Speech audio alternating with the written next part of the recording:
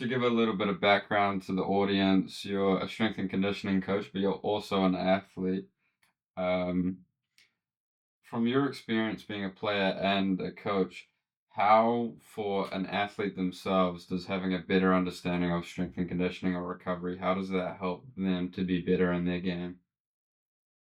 I think just understanding what your body needs and demands your sport needs is quite important. So I didn't know how to train. Once you know how to train properly and what your sport needs, then you're going to excel. Yeah. Above others that sort of don't know, I guess. Don't realize their training. Yeah. Um, okay, and on to the next. So you've experienced different levels of rugby athletes who've trained and played with them. What do you think separates, like a good club level athlete to then getting into NPC and further into the Blues? Honestly, I don't think it's anything special. I think it's more about doing the small things well and doing them all the time. So small things like just getting a good night's sleep every night, nailing your nutrition, having a good routine around recovery. Doesn't have to be the most expensive recovery process or the most sort of like flash ones. It's Yeah. just having a good routine and a good process, and then doing it on days that you don't want to do it. Hmm. I think is the most important. And, uh, yeah, whatever works for the individual, but probably nailing the basics and having a good base to build off rather than being real flash or Yeah. advanced in the training. Yeah. And But I doing think the easy things well. most people's conception of like those high level guys is that they're be on some crazy recovery, taking crazy Mm. supplements. So it's good that you kind of reframe it to where they just do the 1%, or, the regular stuff. They just do that really well. You would notice that, or do you notice that kind of their habits, like going out, eating out, they're more dialed in with that, or is it they just do it in moderation? Yeah, definitely moderation. Like if you really want to play well or improve your um, performance, you obviously want to be the best shape you can be. So Yeah. whether that's just a one-off meeting with a nutritionist, nailing down, okay, what do I need to eat on a training day, the macros I need to hit on a training day, on an off day, what are my goals around my body weight, Hmm. um, or your muscle mass or your skin folds. If you can fit eating out into that, then like go for it. Because eating like I'm obviously a front rower, so going out and enjoying a meal is always nice. Yeah. But yeah, I'm not going to do it every day Yeah, for because I sure. know it doesn't fit into my schedule. It's not going to make me a better player. I might fit it in once a week or once every 2 weeks or 3 weeks. So yeah, wherever you can. Yeah. Now you're kind of in a unique role where, you've been doing this coaching while playing, and I kind of experienced that. How do you kind of what's your mindset around that dynamic? So you're working as a player, but then you can also see, like, you might see room for where you can coach and you can help out. Do you try to just stick to being a player, or do you kind of go between in some ways? Um, Definitely when rugby is full time, I stick to just being a player. Yeah. Um, just because if I want to be the best rugby player I can be, I have to put all my sort of effort into that Hmm. one area. So my coaching sort of takes a little bit of a step back. Which like I'll do every 10 times out of 10 so I can be a good player. Yeah.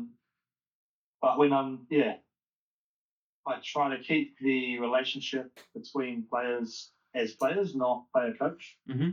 So if there's ever like teammates sometimes that wanna play, and I'm like, oh yeah, I'll wait till the off season Yeah. because while we're here in season, I'm a player, I'm your teammate, I'm not your coach. So that can change that dynamic a little bit. So I'd rather keep that relationship, play the player while we're playing in season, and then outside of that, would be player and Yeah. trainer sort of thing. Yeah, I think that's smart. It kind of muddles up that relationship and gets a bit Mm. weird when you start trying to coach them, and then yeah, that if you just keep the dynamic teammates, then it keeps it easy, right? Yeah, for sure. Yeah. Now obviously everyone wants to play as long as they can, right? That's a goal for everyone. How are you preparing for longevity? Just building good, like just really good habits. Yeah. with that, like especially for recovery, that's obviously a huge one for the body and even the mind. So like I've whatever I can do to give myself a bit of sleep, um, and then doing that every night. So at the moment, sleep's probably the most important one to be fair, especially around recovery. So Yeah. what I can do to help that, like every night I'll have like some magnesium. I've got some like nasal strips that just help with breathing and Mhm. try and turn my phone screens off or turn on the red sort of filter on my phone Yeah. to take away the blue light and make sure I can sleep really well. I even like I invested in a Garmin watch to track my sleep and so I know if I'm getting a good sleep or not and what helps a good sleep. So I think building habits around the basic things Mhm. are so underestimated. So around that and then around nutrition, I really enjoy cooking and stuff. So making sure I can cook good meals and Yeah. have good habits around eating. Mhm. Have meals that are good for you and taste nice, and I don't have that urge to go out Yeah. and buy either sweet treats or Mhm. takeaways. So just basic habits done really well and consistent. Being disciplined with that. Creating like a routine that you can just carry forward. Yeah, and then in terms of actual recovery, I try to recover as hard as I train. Can't do one Mm. or the other. If you train at 100% during the week, you have to recover at 100% as well. So what does that look like? Like, in terms of, so obviously you said, eating, sleep, but then your other recovery habits? So as a front rower, mobility is a huge one, especially around the hips. Mhm. We've got quite a bit, so I'll go to the gym and do, especially on off days. So we have two rest days a week. I'll go in and do a mobility session. Yeah. If I'm feeling a bit tight at the start of the week, I'll do an extra one. So it looks like just foam rolling, a bit of Mhm. band work, static stretching. Always try and get a 20, 30 minute sort of flush on the legs. Yeah. Um, Just like on the bike or, on the bike, yeah. on the bike, or just a walk, Yeah. or something light, just get the blood flowing, and um, also go to O Studio down in Takapuna, which is really good. They have a sauna and an ice bath set Yeah. up, which I go to probably 6 out of 7 days a week, Mhm. um, for an hour each time. So it can definitely get boring and very repetitive, but Yeah. that's also where I think that most games are made because a lot of guys are going to get bored and stop going or Yeah. sort of slack off on their routine or habit. So if you can push through that boredom and just make it into your routine and habit, then you definitely reap the benefits. Yeah, that's awesome. But then kind of coming back to what you've been saying, like that doesn't do anything or it doesn't work as well if you don't get that sleep, right? Yeah, exactly. That's always extras. So sleep and that nutrition. Yeah. If you're not nailing that, then the other stuff can only do so much. Hmm. Now, I noticed before you said you were talking about you invested into a Garmin watch, and I think a common thing with athletes, especially a younger athlete, you don't have as much money, right? And they're kind of scared to Mm. put money into an SNC or even like a Garmin watch, something that could help them better their recovery. What's your kind of advice to them in terms of going out and paying for an SNC or going out and paying for other things that are going to help them invest in their career for the long term? Um, well, if I've heard this discussion before, like a lot Yeah. with other athletes, and if it makes you a better player, if you actually believe it makes you a better player, then like why not do it? If you really want to be the best you can be Yeah. and you can afford it, then it's a no-brainer to Hmm. me. Like if you're at a point where I'm not sure what I'm doing around the gym and you think in S&C you find someone that works for you. If you truly believe it's going to work for you, then that's just an investment into your future Hmm. career, So if I'm going to say rugby and you're going overseas and making big bucks, then it's paying off anyway. Yeah. It's like it's a small investment for a long term gain. Yeah, awesome. Now, recently I interviewed Ollie Ferguson, who you know from your time at Palmy Boys, and we kind of talked over, the how influential Palmy Boys was in, his career and my career. And so, can you share just, I don't know, whether it was the school itself or some particular coaches, how that molded you into one, the athlete you are today, but then also the man you are today? No, I love my time at Army Boys. especially the sort of space they put you in to just it's all about hard work, especially in the rugby environment. There Yeah. was yeah the coach we had. Um, it was all about hard work, and the harder you work, the better you're going to be as a player. Maybe the sort of level of rugby wasn't as high as you might see at other schools like Hamilton Boys or whatever. They have a quite prestigious rugby program.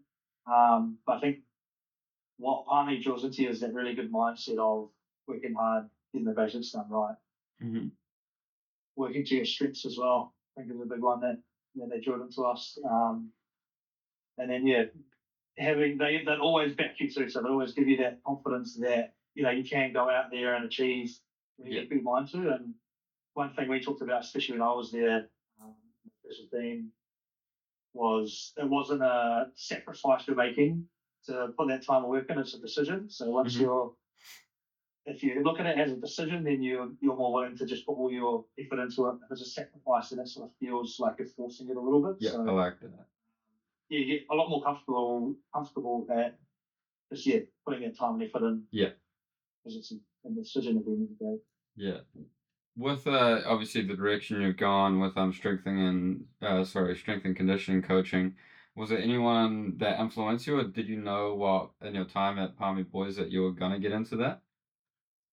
Um, Not really, to be honest. I was always into health and fitness, Yeah. and I love like training in the gym. I think Thurston, Peter Finch, Hmm. quite well. Um, I leaned on him quite a bit just for advice when I was there around training, and Yeah. always got him to make me extra training programs for over the summer. Um, I didn't know if he was, a really well-known S&C coach or an S&C coach at all, but I knew he knew had a bit of knowledge around stuff. So Yeah. just leaned on the resources that we had there. Hmm. Um, and then, yeah, he sort of opened my eyes up a bit of what type of training I should be doing at the level I'm at. And